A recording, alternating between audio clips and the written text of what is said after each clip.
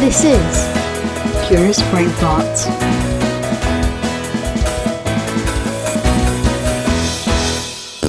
Hello, Paul. Hello. How are you?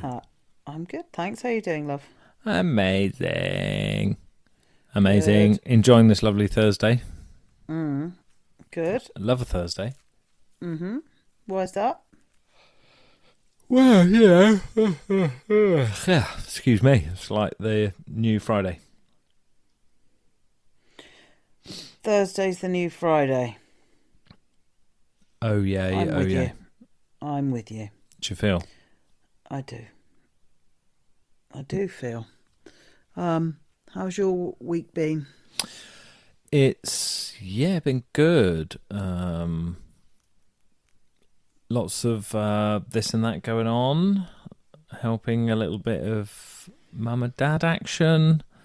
And this research. Have we talked about this research that we're doing? Have we talked about it? We have. No. I don't think so. Oh, this research is so cool. We're doing this research project for Connect How, and it's about uncovering what is it that makes a business growth strategy successful, what are some of the gaps that start to appear, and the types of self and other leadership that is present in organisations, and trying to get into, what would make the difference and all this sort of stuff. And so this research has been rolling for a few weeks. It's global. Anyone can get involved. And if you're interested, dear listeners, in getting involved, if you work for an organisation of probably 3 or more people, so it is very broad, then please do get in touch. Any sector, any geography, any vertical, any size. So it's relevant to everybody. And what you get as a result, Louise, what do you get for getting involved in the research? Well, I was just about to ask you that, Paul.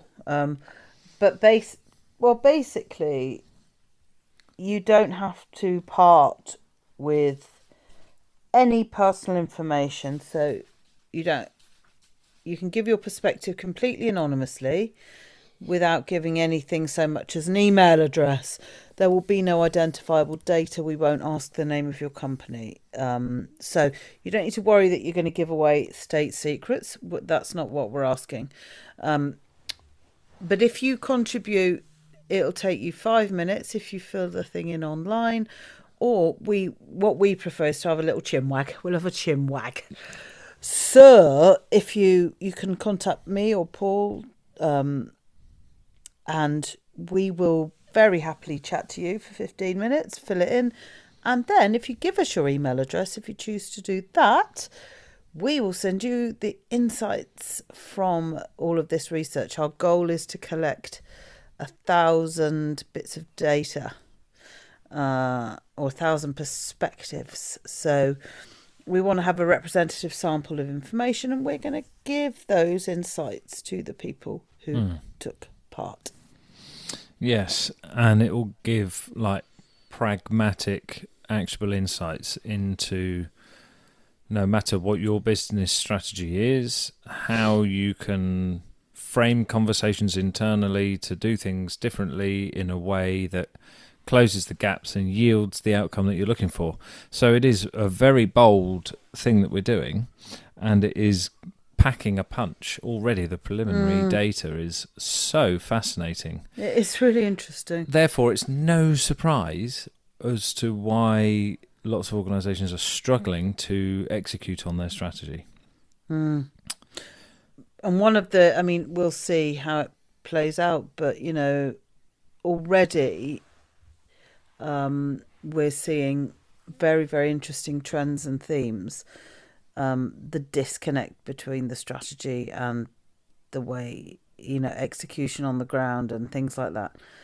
So, yes, if you'd like to get involved, drop us an email, curiousbrainfarts@gmail.com, and we will reach out and give you everything you need to offer your perspective. Chuck it in the mix and see what happens. Aye, very good. Well, Right. that was my week. Fine. What about you? That was my week as well. Okay, great. Copycat. Bloody hell. The question is this, really. What do you want to talk about? Well, apart from the fact that you're yawning, it's now made me yawn, and you masked your yawn by being on mute, which I think is rude, whilst throwing me under the yawny bus. Wow. I think you should use that, that, oh God, like a tele-operated, I don't know if that's the word, remote-operated arm that we got designed so that you can turn on the RTG. Yeah. Why don't you turn on the RTG this week, and I'm going to sit here and relax. Okay, right, you ready? Yep. Let's go. Random theme generator. Random theme generator. Well. Is it? Is it well? Yes, it is well. So the RTG has spat out the word etymology. Right. And that, Paul, means this. Etymology is the study of the origin and history of words, or a study of this type relating to one particular word. And that's what etymology means. So it's the origins of words, really. And also the way in which their meanings have changed. Well, indeed. So I got one. Off strong. I got one. You couldn't swing a cat in here, which is described nowadays for a small space, a confined space. You couldn't swing a cat in here. It's not actually about grabbing a cat by the tail and swinging it around. It's because I know what it is. There used to be on the ships, on the galleons, lower deck, they would be whipping people for not doing their thing, and because the ceilings were so low, you couldn't swing a cat o' nine tails down there, so you had to swing something else, which was still equally lovely, to beat the crap out of people. So that's nice. Keep your powder dry. But these are phrases, not words. Okay, fine. All right, fine, smarty pants.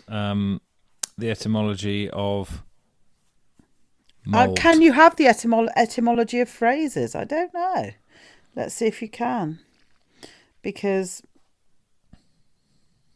you're quite right.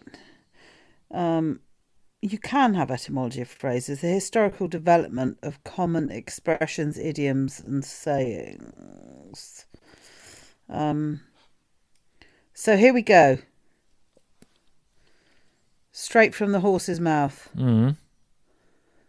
So well, go on then, I'm waiting. That's so funny. It took you long enough to realise. That is all about speaking truth, but basically it's thought to originate from when you buy a horse. You can age them by looking at their teeth. I see. So the person would say this horse is 10, you'd be like, well, je disagree. Did you have to speak Fringlish in order to do that? The other one, so there was another one that was, I'm only pulling your leg. Oh, yeah. Do you know where that one's from? No? I've got a few of these now, actually. They're just bumbling back into my head. So I'm only pulling your leg. That would be when you were going to be hung for something, which is lovely. Your friends would try to get to the front so that they could pull on your leg to help you die faster. That's grim. That is grim, isn't it? That is well grim, isn't it? And the common term that lots of people know, severance pay. You know where that comes from? The olden day And a bit of you executioners. got chopped off. Yeah, you'd literally pay for not the drunk person holding the axe. You typically want the butcher. And so you'd have to pay for that. And if you didn't pay, then you wouldn't necessarily get severed very well, which is disgusting. That is disgusting. There's another one, night, night, sleep tight. Oh, yeah. I say Don't that let to the bed Felix. bugs bite. But the sleep tight bit comes off. It's off of olden days, Tudor times, and so on. When you didn't have a bed base, it had rope, and the mattress of hay would sit on the rope, so you had to tighten. So you wanted to sleep tight. Otherwise, if it was all loose, you'd fall on floor. Night, night, sleep tight. Hope the bed bugs don't bite. Another one. Go. Another really lovely one, actually. To bite the bullet. You know, when you're just having to grimace and Get get shot through. in the face. No, it's not where it comes from. That magic trick. Cling! Sound effects are free. That was when there wasn't any anaesthesia during a time of battle. They get them to bite down on, in this case, a bullet. Yay. So that's nice. You got any others? Oh my goodness. Yeah, I've got one about spilling the beans. This is from ancient Greece, apparently, where they used to vote by placing white or black beans in a vase, depending on whether they meant yes or no. And then you counted the beans to reveal the result. But if you accidentally or deliberately knocked over those beans, then everybody would know that the result would be known before it was meant to be, hence you had spilled the beans. So some of these are very, very, very old. Very old. And a bean counter, I wonder whether a bean counter is linked to that. It's a slang term for an accountant now, but I wonder whether there was a specific person who counted the beans in ancient Greece once people had voted. So these things are old. Some of these things are very, very old. And they're still here. They are. Like this one. Blimey, Roscoe's just gotten very vibrant and bashing the microphone. Oh. Sorry about that. Obviously, we'll edit that out. It's not our jam. To butter someone up. Do you know, this is... Butter me up. Yeah. So to impress someone with flattery, interestingly, comes from ancient India. And it was like some old religious thing where they would throw butter balls at the statues of the gods that they wanted a favour or forgiveness or whatever. And you know, Mad as a Hatter, obviously. Mad as a Hatter? No. You don't know that one? I'm pretty sure. No, I don't know that one. I'm pretty sure that was... Well, that describes someone who's like crazy, cray-cray. I thought that was something to do with hat makers being poisoned from using mercury.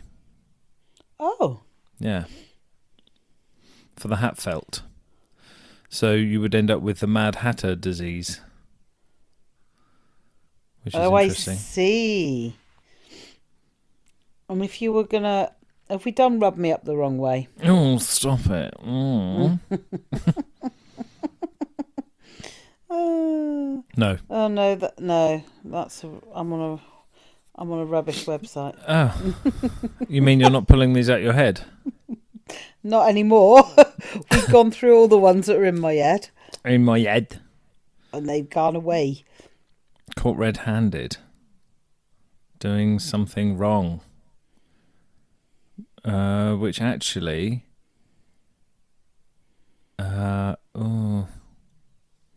that's something to do with an old part of English law that ordered any person to be punished for butchering an animal that wasn't his own. Oh. The only way you could convict them was if they were caught red-handed with animal's With blood still on their animal's hands. blood, yeah.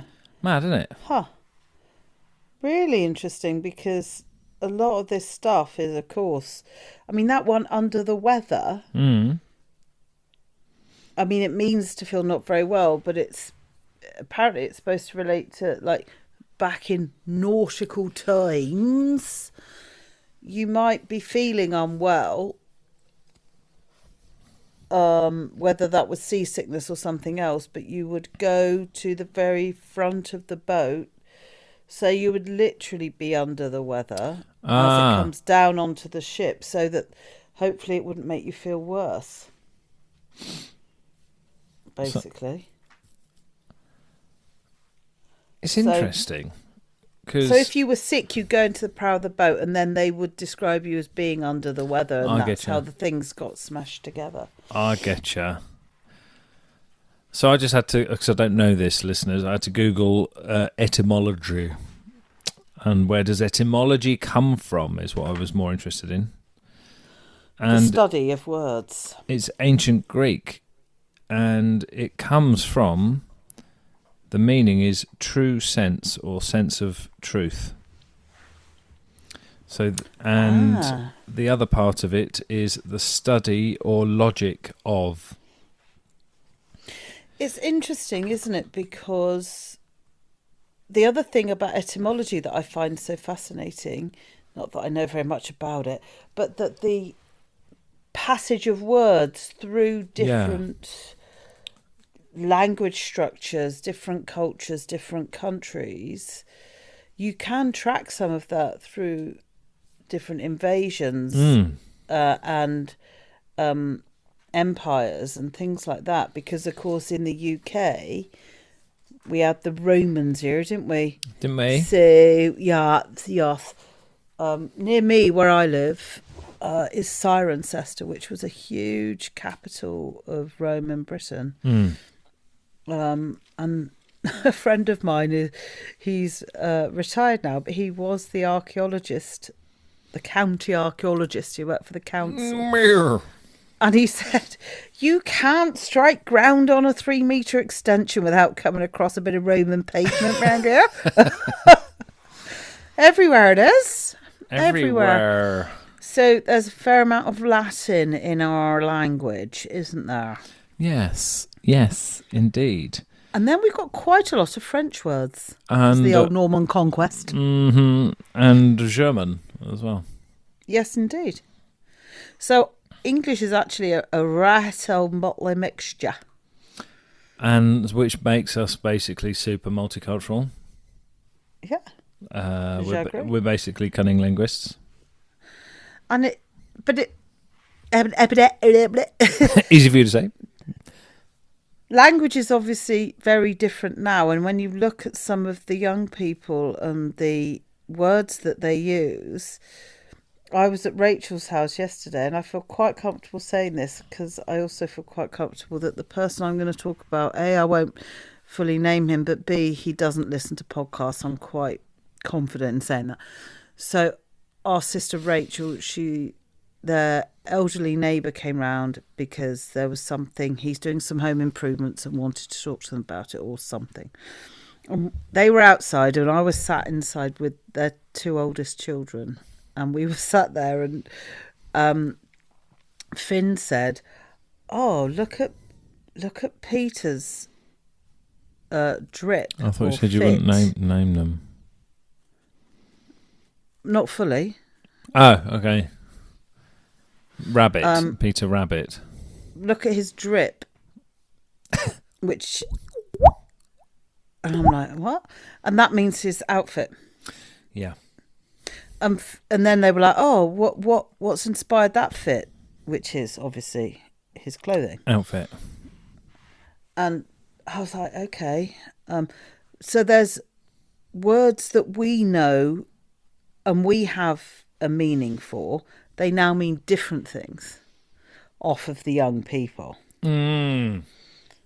And actually, Rach works in a school, so she's really, really good with the lingo. Not translating it. Aye. Because it is weird. But You understand I'm less good. No, you understand the words. So I know what the word drip is, and I know what fit is, and I know what ice is, and what's the one for haircut? Trim. Trim. I know what all these words are. Like trim has many terms, meanings. Anyway, then when you start talking in that millennial or whatever it's called now language, I saw this lecturer do a lecture of professor of language or something, and he studied young person speak, and he gave his whole lecture in like modern English, and the students were like, they were absolutely knew what was going on. Thankfully, there were subtitles. I didn't have a clue what was going on about. Honestly, it just didn't seem to make any sense. Especially if you're talking quickly. It was literally like listening to another language. Your brain's listening to all the words, and you're just going, I don't understand. Like, I know what that word is, like drip, as you were saying. Look at Peter's drip, and you're like, oh dear. Go see a doctor about that. Oh, that's not what you mean. Right, okay. Yeah, it's so fascinating, isn't it? Because some of these words inevitably make their way into the dictionary. For example, sleigh. I mean, that was already a word, but the modern meaning gets added. Yeah. And then the second it goes into any formal dictionary, then it's 100% dead to the young people, and only the boomers use it. But that doesn't change. Well, here's the thing. The slang usage of the word doesn't change its etymology. No. It just changes its current usage and its definition, which is different. Well, it adds to the etymology, so it does change it. It adds to it. How? Because it's changed again. But the etymology is the origin of the word, not its definition. Oh, I thought it was how it's changed over time. Yeah. Origins and historical development of words.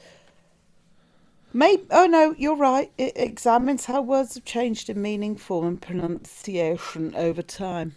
So it hasn't changed the etymology yet, in the sense that not enough time has passed since a millennial thought up a new slang word 5 minutes ago.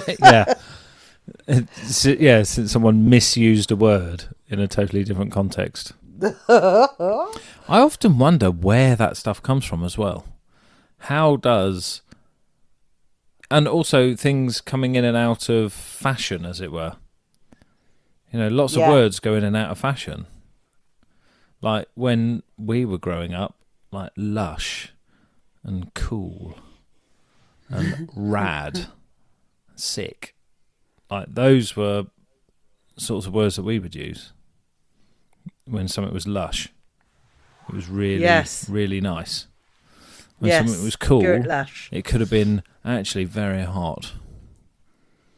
How confusing for the old generation. Okay, so give me some young person speak from when you were young. It's basically how I talk, isn't it? Oh. I can't really remember, to be honest. I can't really remember. That's what I was just referencing. Like... but cool. I mean, cool. I mean, that's been around forever. Well, since something was cold, yes. The etymology of cool, it's been around forever. Said Professor Louise. I've got a PhD in etymology. Etymology units. It is really interesting. I prefer the etymology of phrases, I think. Yeah. Because they got some nice little stories attached, didn't they? They have. I think that's the thing. The point being, language is not fixed. It's not static. It has, yes, it's got historical roots, but it's constantly changing all the time. Yeah. And I don't think necessarily that that's a bad thing. What it does is it gives a really rich texture and tapestry to our language, to words and the phrases and meaning, because things have continue to evolve and change shape and have different meaning. Yes. You know, like bastard is like a low level swear word. I don't think it deserves an E. You know what I mean? I don't think it's like explicit E. Oh, I don't know. Oh, maybe we've got to put an E flag on it now. Yeah, I think so, probably. Right, okay. Bastard. You may as well just say shit as well, then. Yeah, I'll fucking piss it. So, I'll piss shit it, fuck it, whatever. Anyway. The point is that bastard was obviously not a swear word. It was a term to describe someone without a child without a father present. Yeah, it was a child born out of wedlock. It's not that the father wasn't present, because if that's true, then the father could have died, couldn't they? Okay, all right. I'm being picky, but we are talking about Professor etymology. of etymology. That's striking. Love that. So, if you were born out of wedlock, you were a bastard. And it meant, so for example, you know, kings and queens had God knows how many affairs all Bastards. the time. There's so many bastards. Well, yeah, but you could then, of course, you couldn't inherit anything. Obviously, you weren't in the official line for the throne, etc., etc., because you were a bastard. So it is, you know, there was definitely a two-tier society back in the day. And even, I mean, think back just to those, what was I reading or watching? Something about, that's right, it was Who Do You Think You Are? You know that programme on BBC One? And there was this woman, and her mother had been given into foster care when she was like a week or two old, tiny baby.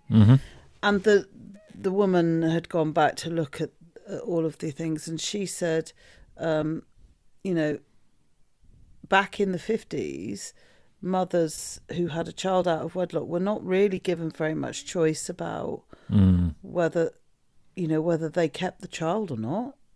It was taken away, and that was that. So some of these things, you know, with bastard being the origin and it being really awful and something you would conceal because it changed the chances you had. It changed the course of your life. It changed what was possible for you. That you can see that that's still going on some level in some way in the 50s. Yeah. Hundreds of years later. And look at it now. We've got bloody bastards everywhere. Fucking loads of them. She can't move for the buggers. Can't move for buggering bastards.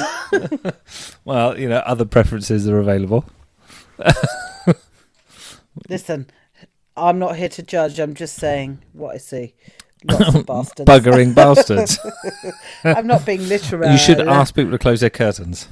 I'm not being literal, pal. Okay, yeah. That actually, just doing that funny voice reminds me of the character from Schitt's Creek. Oh, what's her name? Oh, yeah. Moira. Oh, my gosh. Now, I mean, so actors, you know, obviously you have to not even necessarily officially learn anything about etymology, although it's important that they do understand some things. And the way that Moira, the actress, I can't remember, from Home Alone, the mother from Home Alone, she's absolutely brilliant at playing that character, and she stretches like the the pronunciation and the sound and the context of words. So Don't be so literal. Ew, David, which is the sister. But you used to do that. You'd put different emphasis Yes. on different parts of the word. Yes. You used to do that quite a lot. Yes. Originally, it was because it was interesting. As you can tell, I'm out of practice. It's quite difficult to do, actually. Yeah. Original just made me smile. Yeah, it is funny, to be fair. So, language, words, etymology, phrase. I mean, it's just, I find it really, really interesting. It's like a doorway into the past in a way.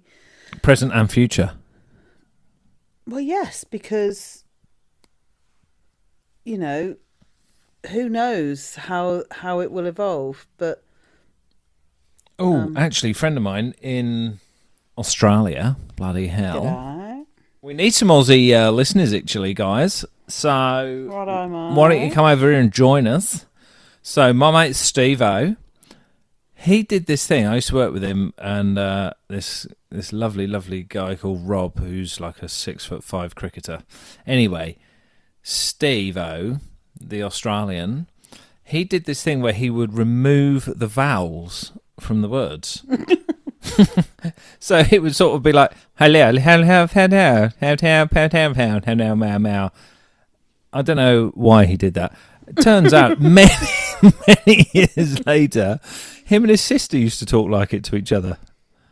And I'm like, right, okay. I think he's one of 5 or something like that. Good old Steve-O. So I'm going to have to send him this episode and go, g'day, mate. You get a special mention.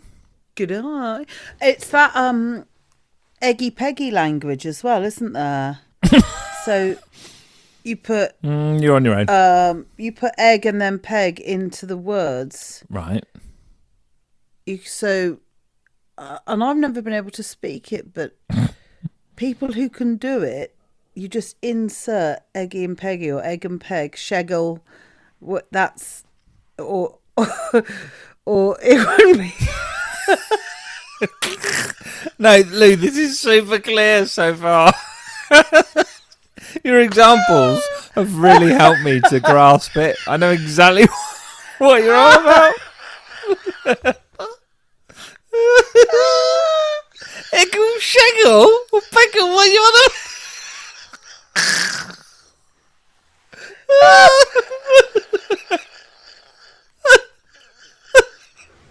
Oh my gosh.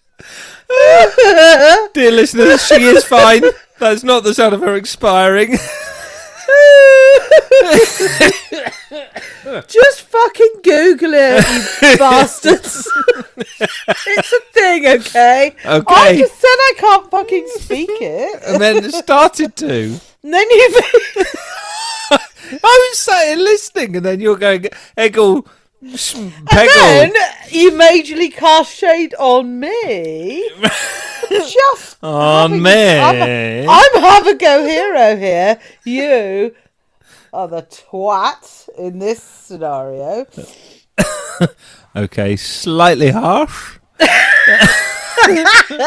I want to know Anyway. what that sounds like now. Right, eggy peggy language. Eggy please peggy. hold. Right, okay. Yeah, it's in Nancy Mitford. Bless Nancy. How do you do eggy peggy speak? Eggy peggy language, there we go. The word egg is inserted before each vowel. Speak egg language. So I've just hit 500k, so I said Whatever. Listen, I'm not here to promote. So it's egg before each... Oh, gosh. I thought that was going to be something useful. It's not. Egg Oh, it's language. So Pig Latin is a similar language where the first letter of a word is moved to the end and A is added. This is very complex. So is that like where Pidgin English comes from? Because like in Papua New Guinea, like if you said you haven't got any money, you'd say something like "I'm broke in the pocket" or something like that. Is it that kind of vibe, or? Well, it's different because eggy peggy is.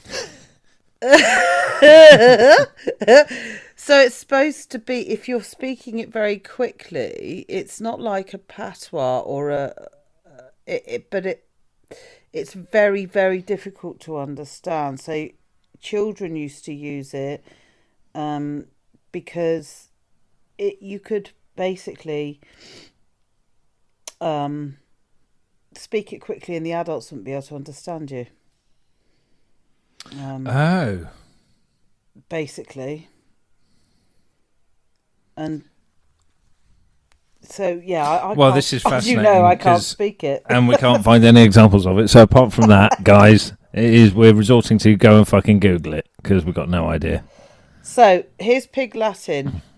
In this example, you take the first letter and it goes to the end. So, and then you put A on the end. So pig becomes igpay. Why? So that you can string all of this shit together and people can't understand you. Amazing. So we're going to now all go and master. So your homework, everyone, is to go and master one of these secret languages. Come back. Let us know. Send us a voice note with the, and then we'll compile a greatest hits. Yes, I think we should do that. A little show reel of Eggy Peggy. Mm-hmm. Yeah. Eggy Peggy it. Riffing off of Lou's demo. Because it's basically given everything you need. You are welcome, everyone. I have learnt a lot. Well, I don't even know what the blooming episode was.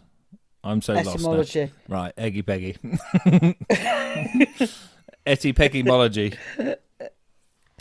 Well, if it's after every vowel... Oh, God. I'm done already. It's hurting my head. I'm done. All right, I'm going to go off and learn eggy etymology. I fully can't be asked. I'm not going to lie to you. CBA.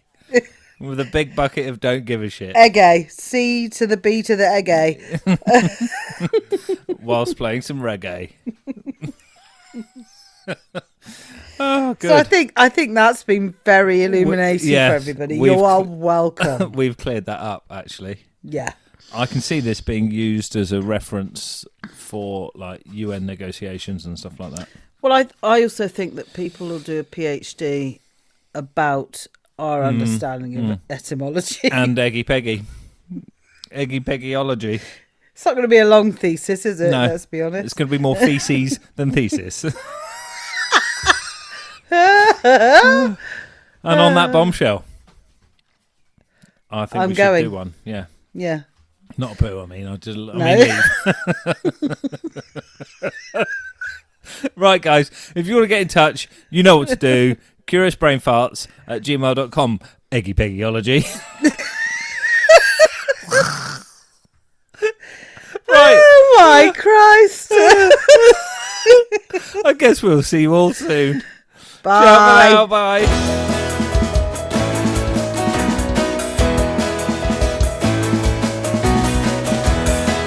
Curious Brain Thoughts.